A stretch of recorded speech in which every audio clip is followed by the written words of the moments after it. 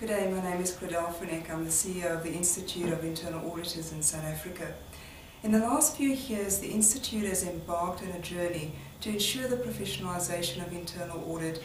We have specifically worked very hard on getting our learnerships off the ground and really adopted in the marketplace. And when I talk about the learnerships, that's the Internal Audit Technician, the IAT, which is a 2-year structured on-the-job training program, as well as the GIA, which is a tier above the IAT, that is a 1-year on-the-job training program, really consisting of a combination of modules, classroom training, where the learners then have to go back into the workplace and implement what they've learned in the classroom, that being signed off by an internal assessor, the work being done under a supervisor at the end of the period, of the 2-year period in the case of the IAT and the 1-year period of the GIA. The Institute then comes in as the external assessor.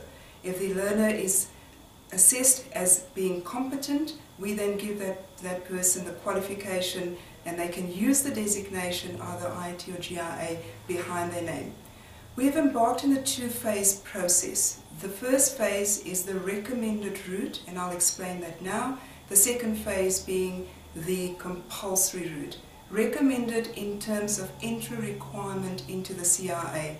In other words, you have to complete the IAT and the GIA before you will gain entry into the CIA.